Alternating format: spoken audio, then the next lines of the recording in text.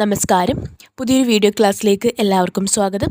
ഇന്ന് 10th level മെയിൻസിന് വേണ്ടിയിട്ടുള്ള 21ാമത്തെ ദിവസത്തെ ക്ലാസ്സാണ്.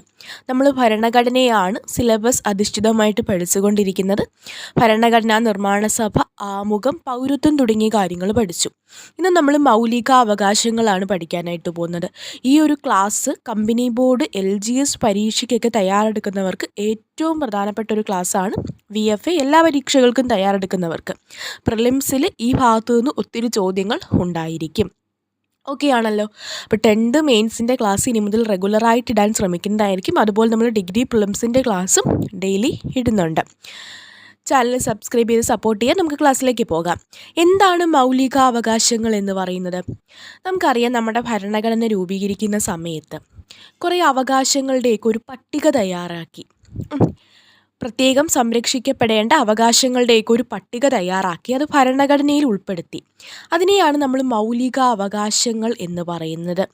ഈ മൗലികാവകാശങ്ങൾ വളരെ പ്രാധാന്യമേറിയതാണ്. അതുകൊണ്ട് തന്നെ ഗവൺമെൻറ് തന്നെ അവ ലംഘിക്കുകയില്ല എന്ന് ഭരണഘടന ഉറപ്പുവരുത്തുന്നു.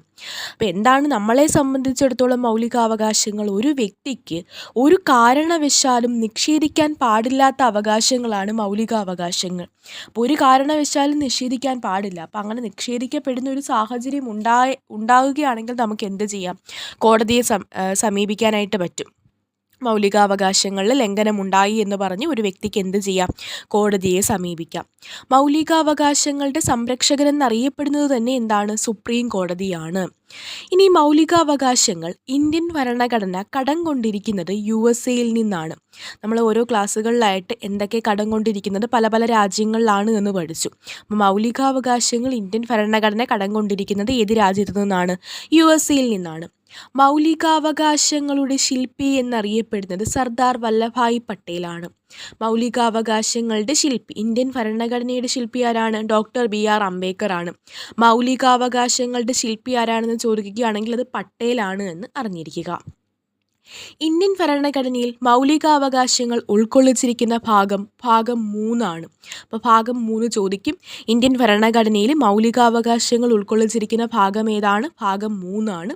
അതിൽ ആർട്ടിക്കിൾ 12 മുതൽ 35 വരെ മൗലികാവകാശങ്ങളെ കുറിച്ചിട്ടാണ് പറയുന്നത്. 12 മുതൽ 35 വരെ, ഭാഗം 3-ൽ 12 മുതൽ 35 വരെയുള്ള ആർട്ടിക്കിളുകളിൽ അല്ലെങ്കിൽ അനുച്ഛേദങ്ങളിലാണ് മൗലികാവകാശങ്ങളെക്കുറിച്ച് പറയുന്നത്. ഇനി മൗലികാവകാശങ്ങൾ നടപ്പിലാക്കാൻ വേണ്ടിയിട്ട് ഒരു പൗരന് കോടതിയെ സമീപിക്കാൻ പറ്റൂ? ഞാൻ നേരത്തെ പറഞ്ഞു, മൗലികാവകാശങ്ങൾ ഒരു കാരണവശാലും നിഷേധിക്കാൻ പാടില്ലാത്ത അവകാശങ്ങളാണ്. അപ്പോൾ അത് നടപ്പിലാക്കുന്നതിന് വേണ്ടിയിട്ട് ഒരു പൗരന് കോടതിയെ സമീപിക്കാനായിട്ട് പറ്റും. അപ്പോൾ സമീപിക്കാൻ പറ്റത്തില്ല എന്നൊക്കെ നമ്മുടെ പ്രസ്താവന രീതിയിലുള്ള ചോദ്യം ചോദിച്ചിട്ട് അതിനകത്ത് കൊടുത്തേക്കും. അപ്പം നമുക്ക് കോടതിയെ സമീപിച്ച് മൗലികാവകാശങ്ങൾ നേടാനായിട്ട് പറ്റും. മൗലികാവകാശങ്ങളുടെ സംരക്ഷകനാരാണ്? സുപ്രീം കോടതിയാണ്. ഇനി ഭരണഘടന നിലവിൽ വന്ന സമയത്ത് എത്ര മൗലികാവകാശങ്ങൾ ഉണ്ടായിരുന്നു? ഭരണഘടന നിലവിൽ വന്ന സമയത്ത് 7 മൗലികാവകാശങ്ങൾ ഉണ്ടായിരുന്നു. ആ 7ാമത്തെ മൗലികാവകാശം ഇപ്പോൾ 6 ഉള്ളൂ. അപ്പോൾ 7ാമത് ഒരെണ്ണം ഉണ്ടായിരുന്നു, അത് എന്ത് ചെയ്തു? നീക്കം ചെയ്തു. സ്വത്താവകാശം എന്ന് പറയുന്ന മൗലികാവകാശത്തെ അതിൽ നിന്ന് നീക്കം ചെയ്തു. ഭരണഘടനയുടെ 44ാം ഭേദഗതി പ്രകാരം 1978 അപ്പോൾ ഞാൻ ഈ എഴുതാത്ത കാര്യങ്ങൾ, നോട്ട്സിൽ കൊടുത്തിട്ടില്ലാത്ത കാര്യങ്ങളൊക്കെ നിങ്ങൾ എന്ത് ചെയ്യണം? നോട്ട് ചെയ്ത് എഴുതിയെടുക്കണം. അപ്പോൾ ഇങ്ങനെ പോയാൽ സിലബസ് തീരുമോ? നമ്മൾ പഠിച്ചെത്തുന്നില്ലല്ലോ എന്നൊക്കെ കുറേ പേർക്ക് ഡൗട്ടുണ്ട്. അതുപോലെ നിങ്ങൾക്ക് 10th ലെവൽ ക്ലാസ്സുകൾ, നമ്മുടെ ഡിഗ്രി ലെവൽ ക്ലാസ്സുകൾ ഒന്ന് കണ്ടു നോക്കുക. അതുപോലത്തെ ക്ലാസ്സുകൾ നിങ്ങൾക്ക് യൂസ്ഫുൾ ആകുന്നുണ്ടോ? ആ രീതിയിൽ 10th ലെവലും കൂടി കൊണ്ടുപോകണോ എന്നൊക്കെ നിങ്ങളുടെ അഭിപ്രായം ഒന്ന് പറയുക. അപ്പോൾ 1978 44ാം ഭരണഘടനാ ഭേദഗതിയിലൂടെയാണ് 44ാം ഭേദഗതി എന്ന് പറയുന്ന ഭേദഗതി വന്നത് 1978 അപ്പോൾ ആ ഒരു ഭേദഗതിയിലൂടെയാണ് സ്വത്താവകാശത്തെ മൗലികാവകാശങ്ങളുടെ പട്ടികയിൽ നിന്ന് നീക്കം ചെയ്തത്. എന്നിട്ട് മൗലികാവകാശത്തിൽ നിന്ന് എടുത്തു കളഞ്ഞിട്ട് എന്തോ ആക്കി മാറ്റി? ഒരു നിയമാവകാശമാക്കി മാറ്റി. അപ്പം നിലവിൽ ഭരണഘടനയിൽ എത്ര അവകാശങ്ങളാണ് ഉള്ളത്? 6 മൗലികാവകാശങ്ങളാണ് ഉള്ളത്. നമുക്കിനി ഓരോ മൗലികാവകാശങ്ങളായിട്ട് എന്ത് ചെയ്യാം? നോക്കാം. ആദ്യം 14 മുതൽ 18 വരെ, ആർട്ടിക്കിൾ 14 മുതൽ 18 വരെയാണ് സമത്വത്തിനുള്ള അവകാശത്തെക്കുറിച്ച് പറയുന്നത്. സമത്വത്തിനുള്ള അവകാശമാണ് 1ാമത്തെ മൗലികാവകാശം. അത് 14 മുതൽ 18 വരെ. 6 മൗലികാവകാശങ്ങളിൽ ഒന്നാമത്തെ മൗലികാവകാശമാണ് സമത്വത്തിനുള്ള അവകാശം. അനുച്ഛേദം 14 മുതൽ 18 വരെ എന്തിനെക്കുറിച്ചാണ് പറയുന്നത്? സമത്വത്തിനുള്ള അവകാശമാണ്. അനുച്ഛേദം 14 അതിലെന്താ പറയുന്നത്? നിയമസമത്വമാണ്. നിയമത്തിനു മുന്നിൽ എല്ലാവരും തുല്യരാണ്. എല്ലാവർക്കും തുല്യ നിയമപരിരക്ഷ നൽകണം. ഇതാണ് അനുച്ഛേദം 14 പറയുന്നത്. എല്ലാവരും നിയമത്തിന് മുന്നിൽ തുല്യരാണ് എന്ന് പറയുന്ന അവകാശമാണ് അനുച്ഛേദം 14. അനുച്ഛേദം 14. ഇനി എന്താണ് അനുച്ഛേദം 15 പറയുന്നത്? അപ്പോൾ എല്ലാം സമത്വമാണ്. നിയമസമത്വം പറയുന്നത് എന്താണ്? നിയമത്തിന് മുന്നിൽ എല്ലാവരും തുല്യരാണ്. നിയമവാഴ്ച, നിയമത്തിന് മുന്നിൽ എല്ലാവരും തുല്യരാണ് എന്ന് പറയുന്നത് അനുച്ഛേദം 14. ഇനി അനുച്ഛേദം 15 എന്താ പറയുന്നത് നോക്കിക്കേ. അനുച്ഛേദം 15 പറയുന്നത് മതം, വർഗം, ജാതി, ലിംഗം, ജന്മസ്ഥലം എന്നിവയുടെ അടിസ്ഥാനത്തിൽ ഒരു പൗരനോടും വിവേചനം പാടില്ല. എന്തിൻ്റെയൊക്കെ അടിസ്ഥാനത്തിലാണ്? മതം, വർഗം, ജാതി, ലിംഗം, ജന്മസ്ഥലം എന്നിവയുടെ അടിസ്ഥാനത്തിൽ ഒരു പൗരനോടും വിവേചനം പാടില്ല എന്ന് അനുശാസിക്കുന്നത് അനുച്ഛേദം 15 അനുച്ഛേദം 15. ഇനി ഇതിനകത്ത് തന്നെ നമുക്ക് ചില സബ് ഡിവിഷൻസ് ഉണ്ട്. അപ്പോൾ നമ്മൾ ഇങ്ങനെ മാത്രം പഠിച്ച് പോവുകയാണെങ്കിൽ, കാരണം അസിസ്റ്റൻറ്റ് പ്രൊഫസർ ഓഫീസറിൻ്റെയൊക്കെ ക്വസ്റ്റ്യൻ കണ്ടല്ലോ, അതിനകത്ത് സബ് ഡിവിഷൻ ചോദിച്ചു 16(4) ഒക്കെ ചോദിച്ചിരുന്നു.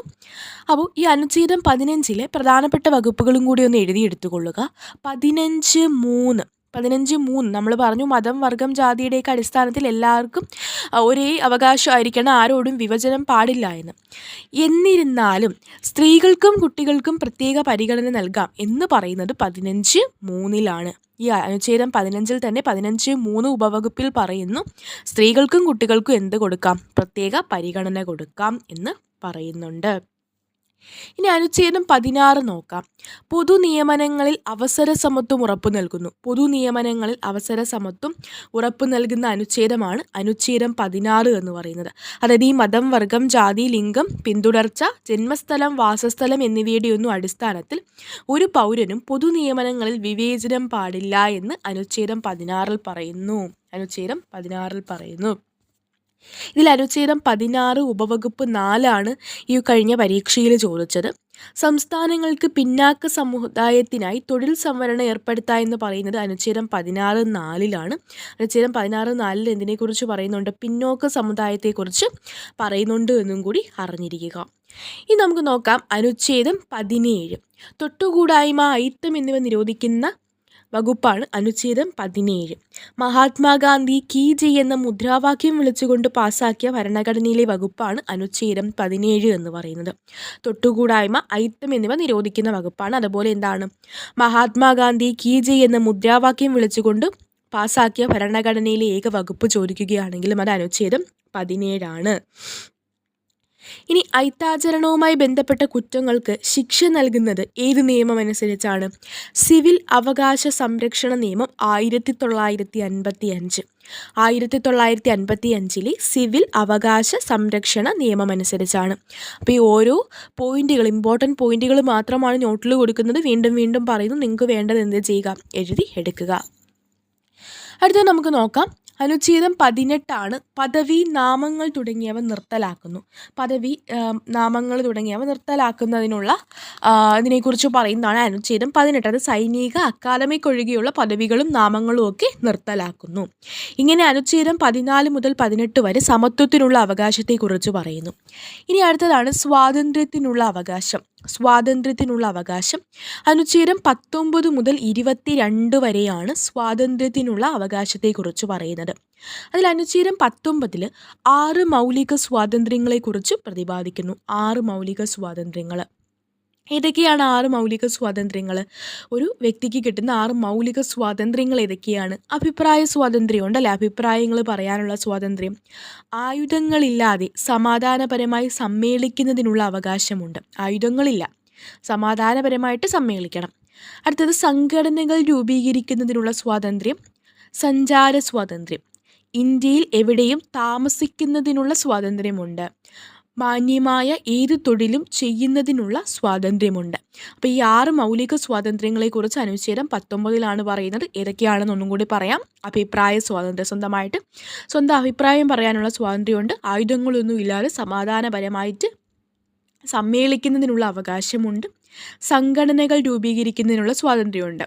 സഞ്ചാര സ്വാതന്ത്ര്യം, അതുപോലെ ഇന്ത്യയിൽ എവിടെ എന്ത് ചെയ്യാം, താമസിക്കുന്നതിനുള്ള സ്വാതന്ത്ര്യമുണ്ട്, മാന്യമായിട്ടുള്ള ഏത് തൊഴിലിലും ഏർപ്പെടുന്നതിനുള്ള സ്വാതന്ത്ര്യമുണ്ട്. ഇതാണ് അനുച്ഛേദം 19 പറയുന്ന 6 മൗലിക സ്വാതന്ത്ര്യങ്ങളെന്ന് പറയുന്നത്. ഇനി അടുത്തത് അനുച്ഛേദം 20. ഒരു കുറ്റവാളിക്ക് ലഭിക്കുന്ന 3 തരത്തിലുള്ള സംരക്ഷണങ്ങളെക്കുറിച്ചിട്ടാണ് അനുച്ഛേദം 20 പറയുന്നത്. ഒരു കുറ്റവാളിക്ക് ലഭിക്കുന്ന 3 തരത്തിലുള്ള സംരക്ഷണങ്ങളാണ്. എന്തൊക്കെയാണ് ഈ കുറ്റവാളിക്ക് ലഭിക്കുന്ന 3 തരത്തിലുള്ള സംരക്ഷണങ്ങൾ? മുൻകാല പ്രാബല്യത്തോടെ ക്രിമിനൽ നിയമങ്ങൾ പാസ്സാക്കാൻ പാടില്ല. മുൻകാല പ്രാബല്യത്തോടെയൊന്നും ക്രിമിനൽ നിയമങ്ങൾ പാസ്സാക്കാൻ പാടില്ല. ഒരു വ്യക്തിയെ തന്നെ ഒരു കുറ്റത്തിന് ഒന്നിലധികം തവണ ശിക്ഷിക്കാൻ പാടില്ല. ഒരു കുറ്റത്തിന് തന്നെ ഒരാളെ എന്ത് ചെയ്യാൻ പാടില്ല, ഒന്നിൽ കൂടുതൽ തവണ ശിക്ഷിക്കാനോ വിചാരണ നടത്താനോ ഒന്നും പാടില്ല. ക്രിമിനൽ കേസുകളിൽ ഒരു വ്യക്തിയെ അയാൾക്കെതിരെ തെളിവ് നൽകുന്നതിന് നിർബന്ധിക്കാൻ പാടില്ല. സ്വന്തമായിട്ട് അയാൾക്കെതിരെ തെളിവ് നൽകാനായിട്ട് നിർബന്ധിക്കാനും പാടില്ല. ഇതാണ് ഒരു കുറ്റവാളിക്ക് ലഭിക്കുന്ന 3 തരത്തിലുള്ള സംരക്ഷണം.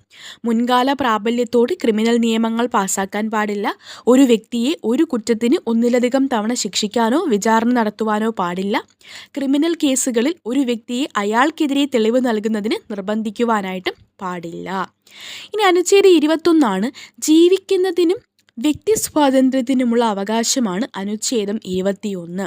അനുച്ഛേദം 21 എന്ന് പറയുന്നത് ജീവിക്കുന്നതിനും വ്യക്തി സ്വാതന്ത്ര്യത്തിനുമുള്ള അവകാശമാണ്. അതുപോലെ പൊതുസ്ഥലങ്ങളിൽ പുകവലിക്കുന്നത് ഹൈക്കോടതി നിരോധിച്ചതും ഭരണഘടനയുടെ അനുച്ഛേദം 21 അനുസരിച്ചാണ്. അപ്പോൾ ഇങ്ങനെയുള്ള കാര്യങ്ങളൊക്കെ ഒന്ന് ഓർത്തു വെച്ചിരിക്കുക. പൊതുസ്ഥലങ്ങളിൽ പുകവലിക്കുന്നത് കേരള ഹൈക്കോടതി നിരോധിച്ചത് ഭരണഘടനയുടെ ഏത് അനുച്ഛേദം അനുസരിച്ചാണ്?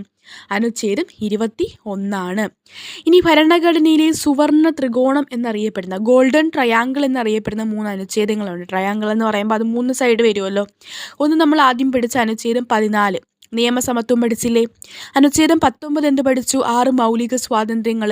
അനുച്ഛേദം 21 മൗലികാവകാശങ്ങളുടെ അടിത്തറ എന്നറിയപ്പെടുന്ന വ്യക്തി സ്വാതന്ത്ര്യത്തിനുള്ള അവകാശം. അനുച്ഛേദം 21. ഈ 3 അനുച്ഛേദങ്ങൾ ചേർത്തിട്ടാണ് ഭരണഘടനയിലെ ഗോൾഡൻ ട്രയാങ്കിൾ അല്ലെങ്കിൽ സുവർണ ത്രികോണം എന്ന് പറയുന്നത്. ഇനി ഇവിടെ വിദ്യാഭ്യാസം മൗലികാവകാശമാക്കി മാറ്റിയതിനെക്കുറിച്ച് പറയുന്നുണ്ട്. 86-ാം ഭേദഗതി, ഭരണഘടനയിലെ 86-ാം ഭേദഗതിയിലൂടെ 6 മുതൽ 14 വയസ്സ് വരെയുള്ള കുട്ടികൾക്ക് സൗജന്യ വിദ്യാഭ്യാസം മൗലിക അവകാശമാക്കി മാറ്റി. അത് ഭരണഘടനയിലെ അനുച്ഛേദം 21A കൂട്ടിച്ചേർത്തത്. അനുച്ഛേദം 21A ഇത് കൂട്ടിച്ചേർത്തതെന്നും കൂടി അറിഞ്ഞിരിക്കുക. 6 വയസ്സ് തൊട്ട് 14 വയസ്സിലുള്ള കുട്ടികളുടെ സൗജന്യ വിദ്യാഭ്യാസം മൗലികാവകാശമാക്കി മാറ്റി. 2002 86-ാം ഭേദഗതിയിലൂടെയാണ് 2002 ഇത് വിദ്യാഭ്യാസം മൗലികാവകാശമാക്കി മാറ്റിയപ്പോൾ ഭരണഘടനയുടെ എവിടെയാണ് കൂട്ടിച്ചേർത്തത്? അനുച്ഛേദം 21A കൂട്ടിച്ചേർത്തത്. അടുത്തത് അനുച്ഛേദം 22 എന്ന് പറയുന്നത് നിയമവിധേയമല്ലാത്ത അറസ്റ്റിനും തടങ്കലിനുമെതിരെയുള്ള സംരക്ഷണം, അല്ലെങ്കിൽ നമുക്ക് കരുതൽ തടങ്കൽ എന്ന് പറയാം. കരുതൽ തടങ്കലിനെ കുറിച്ച് പ്രതിപാദിക്കുന്ന അനുച്ഛേദം ഏതാണെന്ന് ചോദിച്ചാലും അനുച്ഛേദം 22. നിയമവിധേയമല്ലാത്ത അറസ്റ്റിനും തടങ്കലിനാണ്, ഇതിനകത്ത് മാറിപ്പോയതാണ്, തടങ്കലിനും എതിരെ സംരക്ഷണം നൽകുന്നു. ഇനി അടുത്ത് നമ്മൾ നോക്കാൻ പോകുന്നത് ചൂഷണത്തിനെതിരായ അവകാശമാണ്. ചൂഷണത്തിനെതിരായ അവകാശം അനുച്ഛേദം 23 24 അതിനെപ്പറ്റി പറയുന്നത്. അനുച്ഛേദം 23 മനുഷ്യക്കടത്ത്, അടിമത്തം, നിർബന്ധിച്ച് തൊഴിലെടുപ്പിക്കൽ എന്നിവ നിരോധിക്കുന്നു. മനുഷ്യക്കടത്ത്, അടിമത്തം, നിർബന്ധിച്ച് തൊഴിലെടുപ്പിക്കൽ എന്നിവ നിരോധിക്കുന്നത് ഏതാണ്? അനുച്ഛേദം 23. അനുച്ഛേദം 23. ബാലവേല നിരോധിക്കുന്നു. ബാലവേല നിരോധിക്കുന്ന അനുച്ഛേദമാണ് അനുച്ഛേദം 24. 14 വയസ്സിൽ താഴെയുള്ള കുട്ടികളെ, എത്ര വയസ്സിലാണ്? 14, 18 എന്നൊക്കെ തരും. 14 വയസ്സിൽ താഴെയുള്ള കുട്ടികളെ എന്തെങ്കിലും തൊഴിലെടുപ്പിക്കുന്നത്, അതേതെങ്കിലും വ്യവസായശാലകളിലോ ഖനികളിലോ വല്ല അപകട സൂചനയുള്ള സ്ഥലങ്ങളിലോ ഒന്നും തൊഴിലെടുപ്പിക്കാനായിട്ട് പാടില്ല. 2014 മലാലയോടൊപ്പം സമാധാനത്തിനുള്ള നോബൽ സമ്മാനം ലഭിച്ച ഇന്ത്യക്കാരനാരാണ്? കൈലാഷ് സത്യാർത്ഥിയാണ്. ഇനി കൈലാഷ് സത്യാർത്ഥിയുടെ ബാലവേലയ്ക്കെതിരെ പ്രവർത്തിക്കുന്ന ഒരു സംഘടനയുണ്ട്, ബച്പൻ ബച്ചാവോ ആന്തോളൻ. ബച്പൻ ബച്ചാവോ ആന്തോളൻ എന്ന് പറയുന്ന സംഘടന ആരുടേതാണ്? കൈലാഷ് സത്യാർത്ഥിയുടേതാണ്. ലോക ബാലവേല വിരുദ്ധ ദിനം എന്നാണ്? ജൂൺ 12 ലോക ബാലവേല വിരുദ്ധ ദിനം എന്ന് പറയുന്നത്. അടുത്ത നമ്മൾ നോക്കാനായിട്ട് പോകുന്നത് മതസ്വാതന്ത്ര്യത്തിനുള്ള അവകാശം. അനുച്ഛേദം 25 മുതൽ 28 വരെയാണ് മതസ്വാതന്ത്ര്യത്തിനുള്ള അവകാശം. അനുച്ഛേദം 25 ഇഷ്ടമുള്ള മതത്തിൽ വിശ്വസിക്കുന്നതിനും ആചരിക്കുന്നതിനും പ്രചരിപ്പിക്കുന്നതിനുള്ള അവകാശമുണ്ട്. ഒരാൾക്ക് എന്ത് ചെയ്യാം, ഇഷ്ടമുള്ള മതത്തിൽ വിശ്വസിക്കുക. ഇന്ന മതമൊന്നുമില്ല, ആരും അടിച്ചേൽപ്പിക്കത്തില്ല, നമുക്ക് ഇഷ്ടമുള്ള മതത്തിൽ വിശ്വസിക്കാം, അത് ആചരിച്ച് പ്രചരിപ്പിക്കാൻ കഴിയും എന്ന് പറയുന്നുണ്ട്. അനുച്ഛേദം 26 മതവിഭാഗങ്ങൾക്ക് മതജീവകാരുണ്യ സ്ഥാപനങ്ങൾ സ്ഥാപിക്കുന്നതിനും നോക്കി നടത്തുന്നതിനുമുള്ള അവകാശമാണ് അനുച്ഛേദം 26. മതവിഭാഗങ്ങൾക്ക് എന്ത് ചെയ്യാം, മതജീവകാരുണ്യ സ്ഥാപനങ്ങളൊക്കെ സ്ഥാപിച്ച് അത് നോക്കി നടത്താനുള്ള അവകാശമുണ്ട്. അനുച്ഛേദം 27 ഏതെങ്കിലും പ്രത്യേക മതത്തിൻ്റെ പ്രോത്സാഹനത്തിന് വേണ്ടിയിട്ട് നികുതികൾ കൊടുക്കാൻ നിർബന്ധിക്കുന്നതിനായ അവകാശം. ഏതെങ്കിലും പ്രത്യേക മതത്തിൻ്റെ പ്രോത്സാഹനത്തിന് വേണ്ടി വന്നിട്ട് ആ നികുതികൾ കൊടുക്കണം, ഇത്ര രൂപ വെച്ച് തരണം, ഇതൊക്കെ കൊടുക്കുന്നത് എന്ത് ചെയ്യുന്നു, കൊടുക്കാൻ നിർബന്ധിക്കുന്നതിന് എതിരെയുള്ള അവകാശമാണ് അനുച്ഛേദം 27. അടുത്ത അനുച്ഛേദം 28 എന്താണെന്ന് നോക്കാം. ഗവൺമെൻറ് നടത്തുന്നതോ ഗവൺമെൻറ്റിൻ്റെ സഹായം സ്വീകരിക്കുന്നതോ ആയ വിദ്യാഭ്യാസ സ്ഥാപനങ്ങൾ മതബോധനം നടത്തുവാനോ മതാചാരങ്ങൾ നിർബന്ധമാക്കാനോ പാടില്ല. അത് എങ്ങനെയുള്ള വിദ്യാഭ്യാസ സ്ഥാപനങ്ങളിലാണ് ഗവൺമെൻറ് നടത്തുന്നത് അല്ലെങ്കിൽ ഗവൺമെൻറ്റിൻ്റെ സഹായം സ്വീകരിക്കുന്ന സ്ഥാപനങ്ങളിലൊന്നും മതബോധനം നടപ്പിലാക്കാനോ മതാചാരങ്ങൾ നിർബന്ധമാക്കാനോ പാടില്ല എന്ന് അനുശാസിക്കുന്നു. ക്ലിയർ ആണല്ലോ. ഇനി നമ്മൾ നോക്കുന്നത് സാംസ്കാരികവും വിദ്യാഭ്യാസപരവുമായിട്ടുള്ള അവകാശമാണ്. സാംസ്കാരികവും വിദ്യാഭ്യാസപരവുമായിട്ടുള്ള അവകാശങ്ങൾ എന്ന് പറയുന്നത് ന്യൂനപക്ഷ വിഭാഗങ്ങൾക്ക് വേണ്ടിയിട്ട് ഭരണഘടനയിൽ ഉൾപ്പെടുത്തിയിരിക്കുന്ന മൗലികാവകാശമാണ് സാംസ്കാരികവും വിദ്യാഭ്യാസപരവുമായിട്ടുള്ള അവകാശം. അതിൽ അനുച്ഛേദം 29 ന്യൂനപക്ഷ വിഭാഗങ്ങളുടെ താൽപ്പര്യങ്ങൾ സംരക്ഷിക്കുന്നു. ന്യൂനപക്ഷ വിഭാഗങ്ങളുടെ ഭാഷ, ലിപി, സംസ്കാരം എന്നിവയുടെയൊക്കെ സംരക്ഷണമാണ് അനുച്ഛേദം 29. ഈ അനുച്ഛേദം 30 എന്ന് പറയുമ്പോൾ ന്യൂനപക്ഷ വിഭാഗങ്ങൾക്ക് വിദ്യാഭ്യാസ സ്ഥാപനങ്ങൾ ആരംഭിക്കുന്നതിനും നടത്തുന്നതിനുമുള്ള അവകാശമാണ്. അനുച്ഛേദം 30 ന്യൂനപക്ഷ വിഭാഗങ്ങൾക്ക് വിദ്യാഭ്യാസ സ്ഥാപനങ്ങൾ ആരംഭിക്കുന്നതിനും നടത്തുന്നതിനുമുള്ള അവകാശമാണ്. ഇനി നമ്മൾ നോക്കാൻ പോകുന്നത് അവസാനത്തെ മൗലികാവകാശം അനുച്ഛേദം 32 16ാമത്തെ മൗലികാവകാശമാണ്. ഭരണഘടനാപരമായ പ്രതിവിധിക്കുള്ള അവകാശം അനുച്ഛേദം 32. ഒരു വ്യക്തിക്ക് തൻ്റെ മൗലികാവകാശങ്ങൾ ലംഘിക്കപ്പെട്ടാൽ അവ പുനഃസ്ഥാപിക്കുന്നതിന് വേണ്ടിയിട്ട് സുപ്രീം കോടതിയെ നേരിട്ട് സമീപിക്കാനായിട്ടും കഴിയും. ഒരു വ്യക്തിക്ക് തൻ്റെ മൗലികാവകാശങ്ങൾ ലംഘിക്കപ്പെട്ടാൽ എന്ത് ചെയ്യാം, പുനഃസ്ഥാപിക്കുന്നതിന് വേണ്ടിയിട്ട് സുപ്രീം കോടതിയെ സമീപിക്കാനുള്ള അവകാശമാണ് അവകാശമാണ് 32 പറയുന്നത്. ഭരണഘടനയുടെ ഹൃദയം, ആത്മാവ് എന്നിങ്ങനെയൊക്കെ ഡോക്ടർ BR അംബേദ്കർ വിശേഷിപ്പിച്ചത് അനുച്ഛേദം 32. എന്താ പറയുന്നത്, ഈ മൗലികാവകാശങ്ങൾ നിഷേധിക്കപ്പെടുകയാണെങ്കിൽ അത് സ്ഥാപിക്കാൻ വേണ്ടിയിട്ട് സുപ്രീം കോടതിയെ സമീപിക്കാം എന്ന് പറയുന്ന അനുച്ഛേദമാണ് അനുച്ഛേദം 32 എന്ന് പറയുന്നത്. അതിനെ ഭരണഘടനയുടെ ഹൃദയം, ആത്മാവ് എന്നീ അനുച്ഛേദത്തെ വിശേഷിപ്പിച്ചത് ആരാണ്, ഡോക്ടർ BR അംബേദ്കർ ആണ്. ഓക്കെ ആണല്ലോ. അപ്പോൾ ഇത്രയും കാര്യങ്ങളാണ് ഇന്നത്തെ ക്ലാസ്സിൽ നമ്മൾ പറയുന്നത്. മൗലിക അവകാശങ്ങളെക്കുറിച്ചുള്ള ഡീറ്റെയിൽഡ് ക്ലാസ് ഇന്നത്തെ ക്ലാസ്സിൽ പറഞ്ഞിട്ടുണ്ട്. ഈ ക്ലാസ് കാണുന്ന എല്ലാവർക്കും ഈ ഒരു പോർഷനിൽ നിന്നുള്ള മാർക്ക് കിട്ടിയിരിക്കും. അപ്പോൾ ഈ ഒരു PDF നോട്ട്, ഈ ഒരു മൗലിക അവകാശങ്ങളെ പറ്റിയിട്ടുള്ള PDF നോട്ട് വേണ്ടവർ എന്ത് ചെയ്യുക, നമ്മുടെ ടെലിഗ്രാം ചാനലിൻ്റെ ലിങ്ക് ഫസ്റ്റ് കമൻറ്റിൽ കൊടുത്തേക്കാം. അതിൽ ജോയിൻ ചെയ്യുകയാണെങ്കിൽ നിങ്ങൾക്ക് എന്ത് ചെയ്യാം, അതിനകത്ത് നോട്ട്സ് ഷെയർ ചെയ്തേക്കാം. ഡിഗ്രി ലെവലിന് വേണ്ടി നമ്മൾ ക്ലാസ്സുകൾ എടുക്കുന്നുണ്ട്. അപ്പോൾ ചാനൽ സബ്സ്ക്രൈബ് ചെയ്ത് സപ്പോർട്ട് ചെയ്ത് ക്ലാസ് ഇഷ്ടപ്പെടുകയാണെങ്കിൽ കൂട്ടുകാർക്ക് കൂടെ ഷെയർ ചെയ്ത് കൊടുക്കുക. അടുത്ത ക്ലാസ്സിൽ കാണാം. ഇനി ഡെയിലി ക്ലാസ്സിൽ ഇടാൻ ശ്രമിക്കുന്നതായിരിക്കും. 100 ദിവസം കൊണ്ട് നമ്മൾ എന്തായാലും എന്ത് ചെയ്യും, സിലബസ് കംപ്ലീറ്റ് ചെയ്യും. താങ്ക്